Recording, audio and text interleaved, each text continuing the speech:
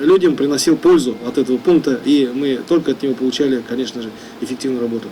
Нурлат районында тәуге сугым пункты бу. Элекеге дуңгызчылык комплексы янында буш торган склад бинасын хәзер танырлык түгел.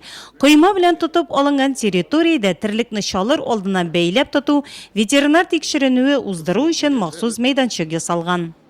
Нурлат это работает у нас по направлению растениноводства и направлению животноводства. Если идти по направлению растениноводства, мы уже свою задачу выполнили, потому что сеем, убираем, своя есть мельница, своя есть, значит, пекарни, свои есть магазины. Другое направление у нас молочный.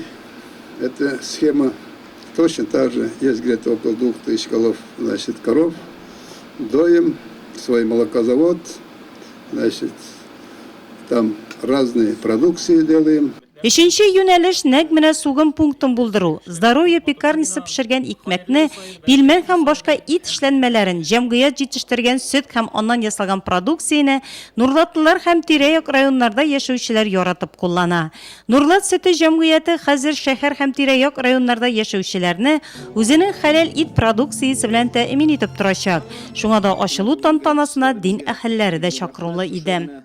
Biride bu açak fakat Müslüman it şavatırgan yani mesnikler bu açaklar onlar indi mene şulay üç şartlarına doğru getirip Allah'ın ismiyle çalacaklar itlerini mene şu şekilde bu orada ömrüne inşallah.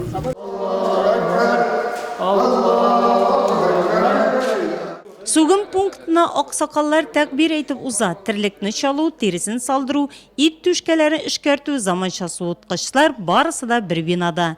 Сугым пунктларына куелган ветеринар-санитария таләпләре җиренә җиткереп үтәлгән биредә. 14 елдан бeri bizning şuşa reglamentimiz bora. Tamožni soyuzining reglamenti endi butun il bizning şuşa sug'um plashadkalarini tuzay. Şulay yo'q bizning Tatariston Respublikasidan joylar 14 yildan beri tuzila boshladi. Mana o'zimizning 70 dan ortiq sug'um seximizda Tataristonda bo'lib ishlab keladi. Mana Nurlat rayonida shu kelib qo'shildi.